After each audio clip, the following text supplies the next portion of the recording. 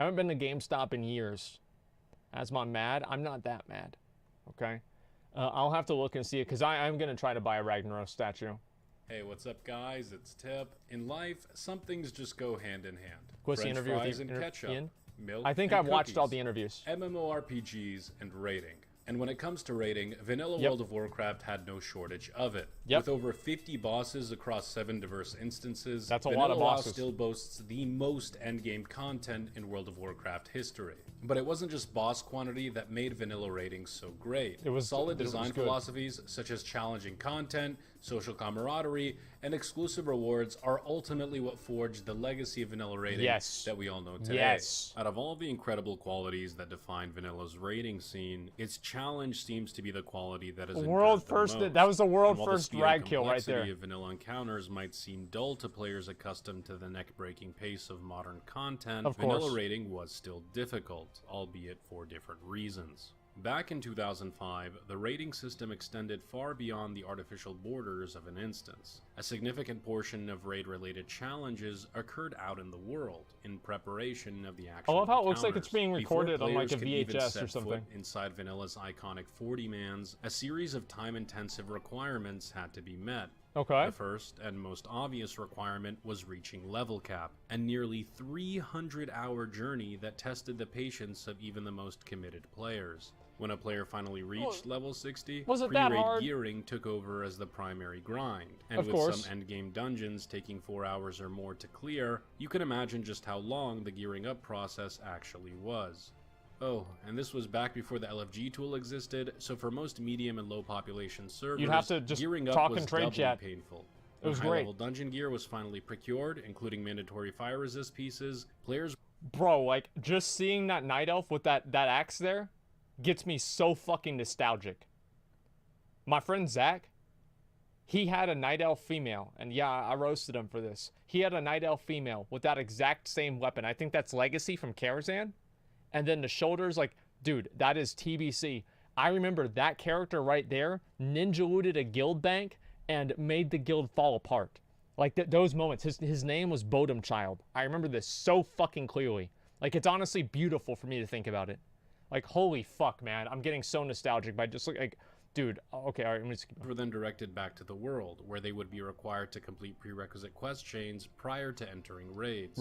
Commonly referred to as attunements, these quest chains could take several hours or days depending on group availability. How much you and if suck players dick. were lucky enough to rush through these attunements, the most difficult challenge of all awaited them. Finding 39 other committed players on their server. I like how he doesn't say the actual raid. Just finding the people. And who could consistently attend the guild's agreed upon raid times. Right. I'd like to note that this was all before cross-realm technology, meaning that the only pool of players available to a recruiting guild were the players on their server. And seeing as server populations were capped between 2,500 to 3,500 concurrent players, I think you can imagine just how hard it could be to find people who met all of the minimum raid requirements and who were members of your own faction. If you thought finding 9 other people for your weekly heroic pug was hard, I've got news for you. Look, time out all the people that are doing it. It's annoying this time. Like, we've gotten this is like the 3rd time, okay, guys? Just time them out this time. The craziest part is, these were all just the requirements to enter a raid. Once players were lucky enough to lock down a consistent 40-man roster, infamous bosses such as Ragnaros and Cthulhu still awaited.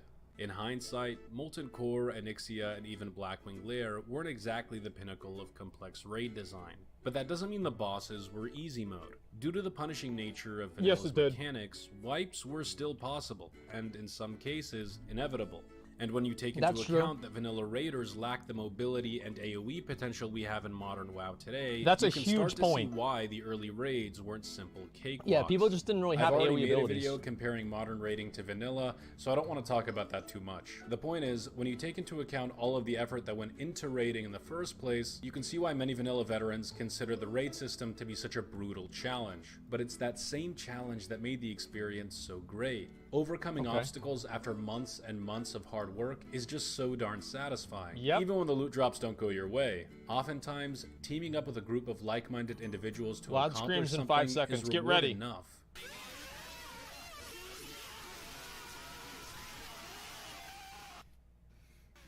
Working together has always been a staple of the MMORPG genre. That was Early beautiful. text-based MUDs permitted cooperative play as a means of social interaction between players. But Vanilla WoW's raid philosophies didn't just permit social interaction, they nurtured it. By designing nearly all endgame content around group play, Vanilla taught level-capped players one very important lesson. It's a team effort. These 4 simple words echo deeply throughout all of Vanilla's game systems, but perhaps never more so than in raiding. Yeah. We already mentioned how groups of that's one of the big fucking things that Vanilla WoW had, is that you were part of the team. It wasn't as like raiding now is so focused on the individual, right? Like you can join any group in any guild on any server and get your own loot that's specifically tailored to you. But in Classic, you got loot for the entire group. And it was a team accomplishment, and it was teamwork. And I feel like that was one of the best things about it. And it didn't even have to do with the game. It had to do with like the community, and that's why it was so good. Players had to work hard together to complete attunements, but Vanilla's social dependency extended far beyond that. And it's the same in BC Due to the lack too. of a streamlined group finder tool, prospective raiders were forced to communicate with each other directly prior to raid formation. Communication was typically transmitted through various chat channels embedded within the game. By utilizing this unrefined system, players could freely introduce themselves to one another, engage in comedic banter, or segue into the more intimate communication methods such as whispers. While this might all seem trivial to you, I believe these hands-off, interface-free communication systems play a huge role in establishing server community, forging... You know how you can tell this is actual vanilla? Both of these paladins are basically just standing here AFK. Like nobody, like only half of the people in this group are actually casting spells. Watch what they're doing here. Familiarity between players and reminding us all that we're experiencing this adventure with other people. So Mr. Rogue Boy had to backpedal out of the way, and the paladins came back from AFK, and they cast 1 heal. Not with random names listed in queues. But more importantly, in the context of raiding, the lack of an LFG tool meant players had to rely on their own social output to remain active. This meant constant communication, networking, and reputation building between raiders, ultimately resulting in a tighter social experience.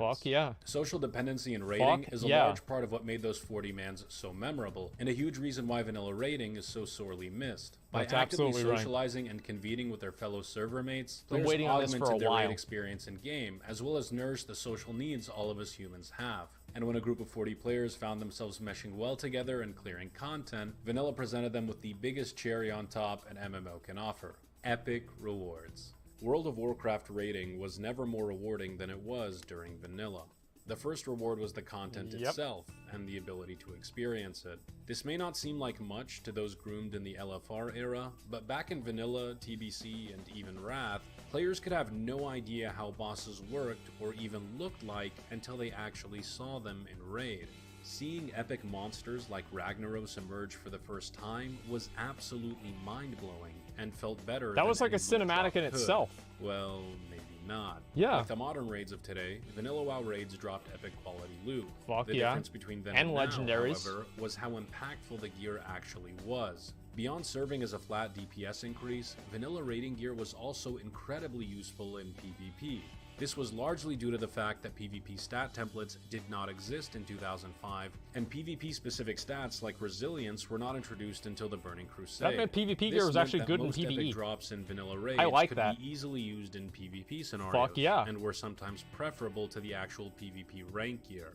Beyond I don't know if people would use Asmongold though. Raid drops could also serve as cosmetic rewards. Seeing as vanilla gear's art detail increased linearly with level, raiding gear was almost objectively the coolest looking gear in the entire game. Level 60 raiders could strut through Ironforge with pride, knowing that their appearance made them stand out. This is that was better than transmog. I'm personally against the post-kata transmog system. There it is. Diminishing the cosmetic value of current tier raid gear by allowing access to previous tier appearances removes one of the key incentives to raid: player ability to visually distinguish themselves from one another based on their merits. And speaking of players distinguishing themselves from others, vanilla raiding rewarded players with a priceless intangible that has long since vanished from World of Warcraft: prestige. Because of how difficult and time-consuming it was to even start raiding, a relatively small portion of players could actually do it. This meant that a server's active raiding base became akin to an exclusive fraternity, with more dedicated raiders receiving more respect for their efforts. Non-raiding players looked upon those who did in amazement, fantasizing about the day they would wield such spectacular glory. I know some people might dismiss this all as special snowflakey, but I counter with this. No, not true at all, okay? And actually it is true. Who here doesn't, like, who here wants to be a special snowflake? Who here wants to walk into the room, everyone's like, damn, wow, you've got some cool ass. Everybody wants to be a special snowflake. That's what it's about. Like, but the problem is Blizzard said, yeah, well, okay, well then everybody is. That was the problem. Recognition for hard work is a cornerstone of human psychology. And according to various studies conducted in the workplace, is more important to people than salaries. For years now, prestige in WoW has slowly slipped away, as Blizzard has taken away methods for players to set themselves apart from one another. Thankfully, in vanilla, meritocracy still reigns. As it should. Raiding offered players more than any other game could. It offered a challenge that the committed could sink their teeth into. It offered a social experience only available in a true MMORPG. And it offered incredible rewards to those who were able to persevere through each obstacle in ways that no other version of Warcraft did. And that, ladies and gentlemen, is why vanilla raiding was so great. Thank you for watching the video, guys. If you liked what you saw, sub it up and stick around because we got more coming. A special thank you to all my friends on Patreon. You guys make these videos possible. If you're interested in joining our Classic WoW community, this is like back in the day too. This is over a year ago. And the link below. And for more Classic WoW content, news, and updates, you can follow me on Twitter as well. Have a wonderful day, fellas. And as always, tips out, baby. So look at this, dude. It came out on May 13th, 2018. So it was literally a year and 2 days ago that this shit came out. Like, I don't know why. I think this is badass, man. Like, it's crazy to feel like how far we've come from this point. You know what I mean? What happened to the beta? That's a good question. We're sitting here. I am refreshing it over and over and over. And I am anxiously awaiting the beta to come out. Okay? It's going to be out when it's out. See the new cinematic? Yes, I have. Check subs. Let me look at the subs right now, okay? Thank you guys for all the fucking resubs. Sector Pikachu, everyone knows you're okay. I read that one. Thank you, thank you, thank you. I'm actually really, really far behind on these. Do you prefer they release a new storyline for Classic or release some expansions? I think they should re-release expansions. What's your opinion on Ian? I like Ian. I don't like you, but I have to admit you were right about everything in Classic, so take my tip and have fun playing Classic. I'm jealous. I will, man. Thank you, and you will too soon as well. Maybe if it's as wildly successful as they've hoped, not only could they make Wrath and TBC servers, but they could also put time in developing content that they were forced to cut out during release. I doubt that will happen, and I actually wish that it probably shouldn't. Omar Gonzalez, actually not Hernandez, I think it's Gonzalez. Omar, I'm pretty sure it's Gonzalez, but maybe I'm wrong. Is actually the guy that makes me want to go back in Classic. He's the real MVP. Yeah, dude, there it is. WoW's ranked 5th in viewership on Twitch right now. It's just starting. Stay safe, WoW interviewers on the next level. It's a good watch. We watched it. Big question on Classic. I haven't heard anyone ask as far as payments concerned in Classic. If I've never owned or played WoW, but I have a very big interest in Classic, is it true? All I need to do is to sub. Yes, I think all you need to do is sub to the game, but I could be wrong. You might need to buy the base game. I don't remember how it's set up now. Do you even have to play WoW with hotkeys? I lost my arm in a car accident and I can't play competitive anymore. No, you can basically click everything. It'll be completely fine. Sway, thank you very much for the 2 hours. Appreciate that, my friends. And me will be playing Classic WoW no matter what. The good old days and nostalgia. We haven't played since Wrath of the Lich King, basically. It's been a long fucking road, but it's going to be fucking awesome. You're goddamn right. Just a second. Love your streams. I got to play Classic, but I'm definitely going to give it a go. It looks awesome, and it comes out on my birthday. It shall be a great day. Fuck yeah, dude. Fuck yeah. Just a second, let me start this one here. What's up, my dudes? To choose the right class for you in Vanilla WoW, you'll have to decide which... Are you a bitch or not? And if you're not a bitch, then you play a warrior. And if you are, then there's like 8 more.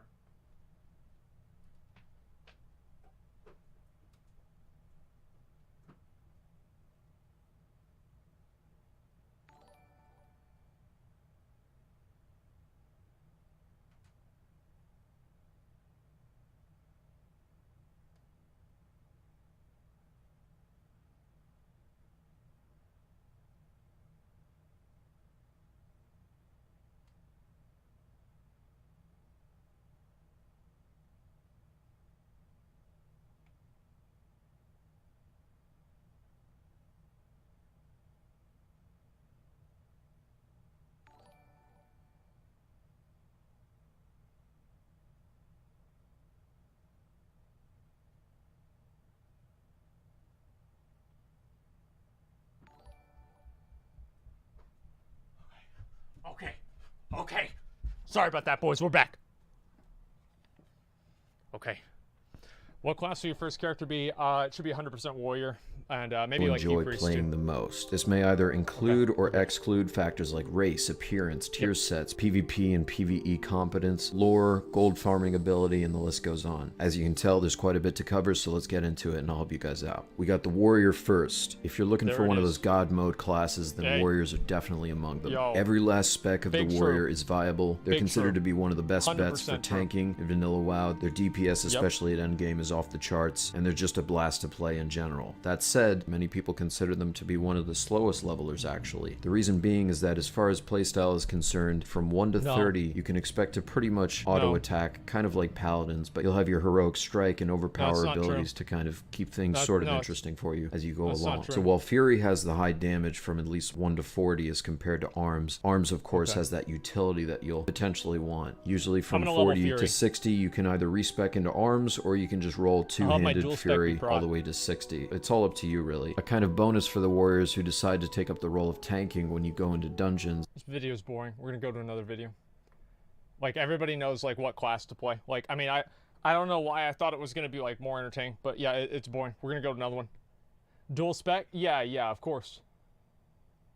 This is one I actually do want to watch. Why Blackrock Depths is the greatest MMORPG dungeon of all time. Because it's true. I mean, this is obviously very, very true. Everybody knows this is true. So we'll watch this, okay? BRD was amazing. Dungeons have always been a staple of the MMORPG genre. Absolutely. The idea of exploring ancient caverns, slaying mythical beasts, and looting weapons of legend is epic fantasy at its finest. And from a gameplay perspective, dungeons have always been a convenient mechanism to drive group-oriented content. But among the thousands of dungeons the genre has seen over the past 2 decades, one particular dungeon still remains a cut above the rest. I'm of course referring to World of Warcraft's Blackrock Depths. Yes. An underground city home to the Dark Iron Dwarves, BRD is a masterpiece of game design, whose standards have yet to be met even 15 years later. In this video, we'll be analyzing the genius behind the Dark Iron City and why many players, myself included, consider it to be the greatest MMO dungeon of all time. Well, they don't consider Before it we to can be, understand the brilliance behind BRD's design, we must first examine vanilla dungeon philosophy as a whole. The original World of Warcraft dungeons were vastly different to the 5-mans of today. The old instances felt like they're not built for speedrunning. Like, every dungeon nowadays is built for speedrunning. Like, I don't know about you guys, but I get kind of tired of that. Like, they're all built for Mythic Plus. There's never anything expansive. Actual places in the world, and could draw players in with more than just flashy mechanics. They often included hidden encounters, epic quests, and special loot drops that gave them a unique identity. But even by vanilla standards, Blackrock Depths was a dungeon like no other. Boasting nearly 20 bosses across 18 different rooms, BRD was simply massive in both scope and scale. While most dungeons had around 6 or 7 quests, BRD had 41. More impressively, the zone's content spanned a whopping 12 levels from 48 to 60. This means that Blackrock Depths was relevant content for virtually half the game. Just that point alone is enough to make BRD one of the grandest dungeon experiences in gaming, but its size is just the beginning. Behind this monolithic beast of an instance was a plethora of secret bosses, extravagant events, brilliant level design, epic lore, and juicy gear. Let's start with BRD's famous level design. You've probably seen the famous BRD map showcasing the dungeon's layout. As impressive as the map is, it pales in comparison to the awe-inspiring details on the ground floor. Upon zoning into the instance, players will immediately notice a metal door on the left side of the starting room. The door is obviously locked. Didn't you need a key for that? By placing an obstacle at the entrance of the dungeon, the designers have deliberately created a sense of wonder in your mind. What's behind the door? Is there a chest? A quest objective? Perhaps a secret boss? I don't know, but I can't wait to find out. Yeah, Shadow 4 And unlike many games that grab your attention, only to let it slip away with poor world design, BRD continues to deliver. As you venture deeper into the twisting labyrinth, the mystique of the Dark Iron capital begins to reveal itself. Beyond the first trash pack is a detention center, where prisoners are left to hang from the ceiling. Around the corner is the infamous Ring of Law, where judgment is passed upon the enemies of the Dark Iron Clan. And if you escape judgment, you'll stumble upon the Grim Guzzler, heart of the city and dormitory to the merciless jailers that surround you. The various rooms and corridors of BRD are so immersive that the dungeon doesn't even feel like a dungeon.